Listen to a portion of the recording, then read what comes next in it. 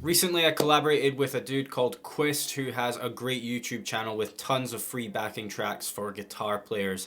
He often invites players to play guest solos on his tracks right at the start of the video before the actual backing track plays itself. And that way you watch the video, you get a bit of inspiration right at the start for your practice before you actually get to practice improvising over his backing tracks, which I think is a really cool idea. Needless to say, I was very flattered when he asked me to play a guest solo on one of these tracks, and so I did. I recorded a solo over a funky blues in C, which was a lot of fun. So go and check out the full video on his channel after you've watched this lesson, because I'm about to give you guys some insight into my thought process for when I was developing my solo. So the title of this video is Use This Tool to Play Memorable Solos, and I could sit here and string you guys along for 10-15 minutes before I actually tell you what this mysterious tool is, but who has the time for that? It's called a motif. A motif is a small string of notes that gets repeated and sometimes altered in various ways throughout a piece of music, or in our case, specifically throughout the course of a solo. It is a great tool to use for developing a solo and actually telling a story with the notes that you play, rather than just playing a disconnected mess of licks that you've memorized over the past few years or months. A lot of guitar players come to me and they say, Ross, I just don't know what to play in my solos. I feel like I get to this point where I've exhausted all of my ideas and I've played every lick that I know. What do I do? Who's saying that you can't play the same lick twice or 3 times in the same solo and maybe change it a little bit the second or third time that you play it? There is no rule that's preventing you from doing that. It's probably not a good idea to play just one lick like 20 times as a substitute for a well thought out solo, but then again, maybe you could make that sound good. Now, I only had one chorus to play over on this track, just 12 bars at 100 beats per minute, so say like 30-35 seconds, something like that.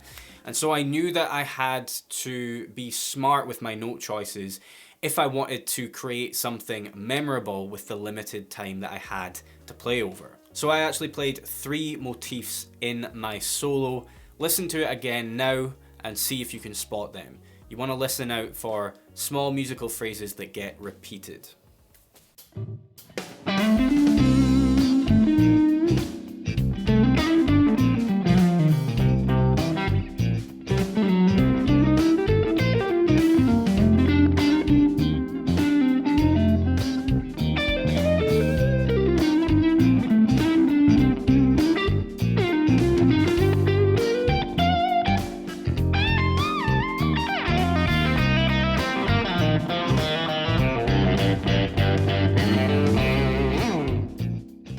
So if you didn't spot the motifs immediately, where were they? Well, the first one was this,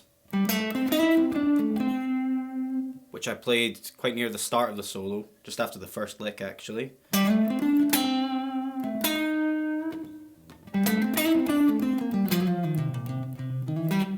And then that got repeated when I moved up here.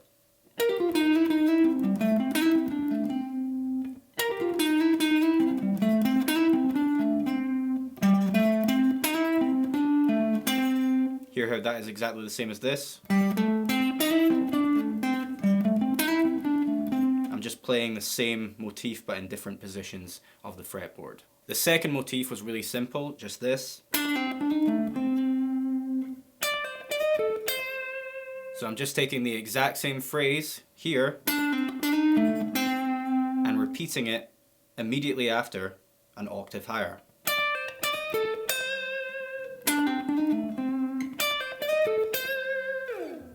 And then the third and final motif came right at the end of the solo with this slide back and forth from the flat third to the major third.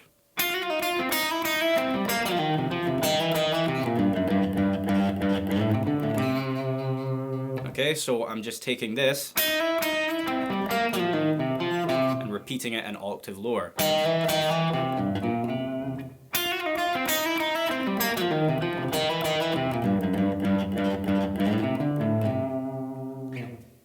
Now, I'm going to be honest with you guys, that solo was not improvised. It was developed after a number of different takes of me practicing to the track initially, until I had something that I could connect together and that I liked.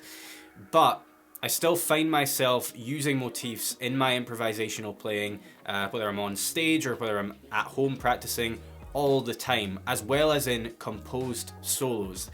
Motifs are a great tool to use for both improvised and composed solos. And at this point in my playing, I've been playing for around 15 years now, using motifs, it feels like second nature to me at this point. But of course that wasn't always the case, and so you are probably watching this at home and thinking, okay, so how do I start making this facet of my guitar playing, of my lead playing? Well, of course I have some suggestions for you, many of which are actually to do with playing. I mean, you would hope that at least some of them were. But the first is simply listen. Listen to blues guitar players in particular, because blues guitar players use motifs to develop their solos all the time. Robin Ford, he's one of those guys that is just incredible at taking short musical phrases and repeating them and twisting them and altering them in various different ways throughout the course of a solo to develop the solo and to tell a story with the notes that he plays. Same goes for guys like Matt Schofield, Kirk Fletcher, Josh Smith. Even Mayer does this all the time in his playing. Pretty much any great blues guitarist you can think of uses motifs to their benefit. My second suggestion is that when you're improvising and you play a short phrase that you hear and you like, stop and think, could I replicate this in another area of the fretboard immediately? Try doing this in the same pitch to begin with. For example, if I played something like this, I can hear that I've got something to work with there, right? The idea is simple enough that there's room to develop it, and so I will try and find as many different ways as possible of playing those same notes with those same rhythms, just in different areas of the fretboard. Again, when you first start doing this, try doing it in the same pitch. And when you do this, you're going to find that sometimes you're going to have to use different fingerings or different picking patterns or both. Anyway, here's an example.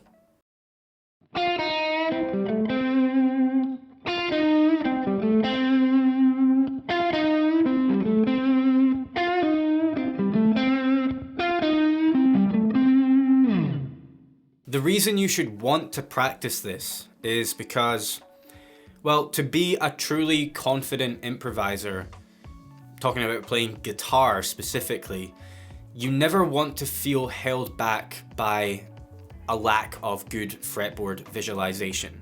If you're improvising a solo on a gig and everything is going great, let's say you end up way up high on the fretboard, but you hear a phrase in your head that you know would sound just absolutely killer in the moment if you added it to your solo, but you only learn to play that phrase in a particular key, in a particular position, particular area of the fretboard, and you don't know how to execute it all the way up here in the key that you're playing in. If you're in that position, well, then you've missed an opportunity to make your solo even better, because you haven't practiced material that would have gotten you to that level whereby you could have perfectly executed that lick at the moment you wanted to in that key during your solo. Anyway, after you've tried playing your motif in the same pitch but in different areas of the fretboard, the next step would be to try and play it in higher or lower octaves. So play the same notes with the same rhythm, but just in different octaves.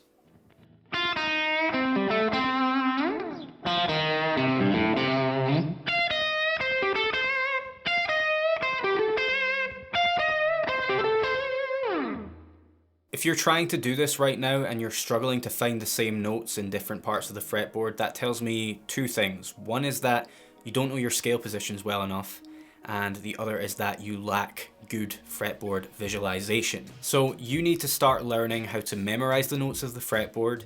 You need to start learning how to practice scales efficiently in all keys, and you need to know where the root notes are in any scale position of any scale that you're choosing to improvise with. Guys, if you want to finally stop wasting your time with these bull quick fix methods for becoming a guitar god in 4 weeks, if you want to get out of that rut you've been stuck in for weeks or months and finally progress to a higher level of playing ability than what you're currently at, I can help you do that in depth via the lessons on my website, bulletproofguitarplayer.com. I'm not gonna lie to you guys and say that after 2 weeks of studying my material, you'll feel like a guitar god, because you won't. This material is challenging. It's gonna frustrate you to begin with.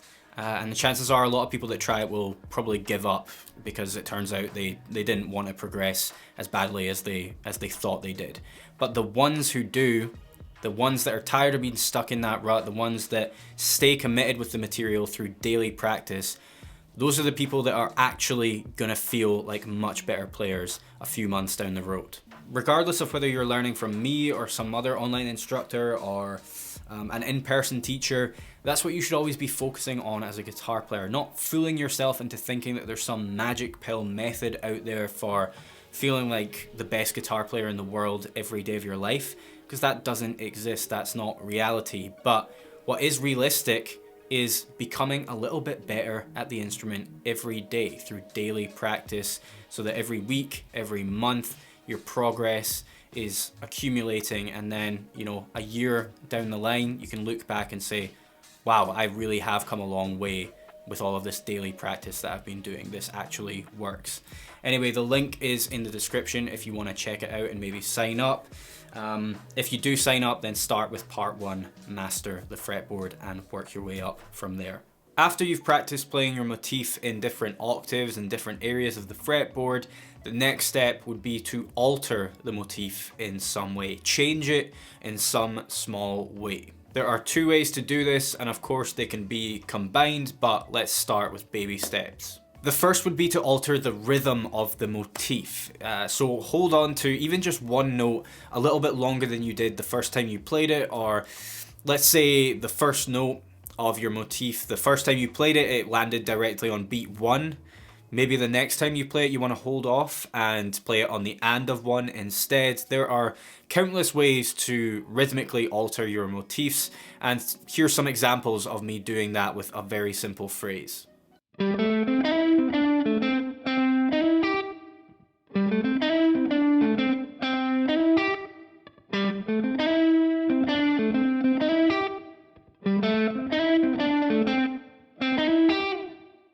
The other way in which you can alter your motifs would be melodically, and of course you have countless options again for ways to do this, but a very simple example might be you just end the phrase on a different note than what you ended on when you originally played it. So here's an example of that.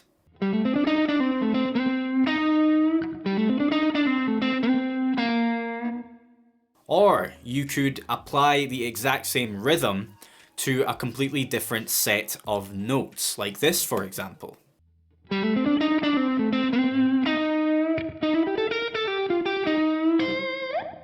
Now, did I alter the rhythms and the notes in the motifs that I played in my solo that you heard at the start of the video?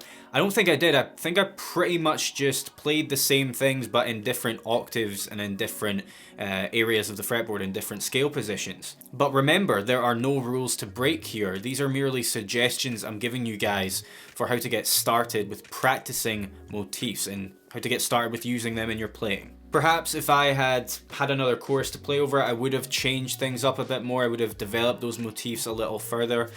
But even though I'm telling you to do these things like change the rhythm, change the notes that you're playing, this just goes to show that you don't have to do that in order to make motifs still sound good in the context of a solo. And just to remind you guys, the benefits of using motifs in your solos is to make them memorable. Whether you're improvising or you're writing your solos, it's to make them memorable, it's to develop them and tell a story with the notes that you're playing. I promise you guys, if you are not already using motifs in your playing, you are missing out.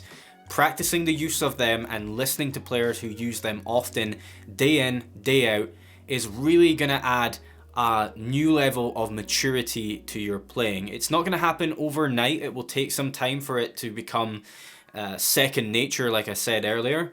But I promise you it will have a very, very positive effect on your lead guitar playing. I talk about motifs towards the end of my first course. That's part 1, Master the Fretboard, at bulletproofguitarplayer.com. You can find that in the courses section of the site, but I have also expanded on them in the extra section of the site, which I update on a regular basis. Which means that for this specific YouTube lesson, I have posted bonus content that my paying students can access immediately at no additional cost. You'll see and hear more examples of using motifs and how to develop them rhythmically and melodically, and you'll also get the tab for my solo that I played at the start of the video, as well as a full breakdown of it. The link to sign up is in the description box. Feel free to check it out. Did you guys enjoy this free lesson?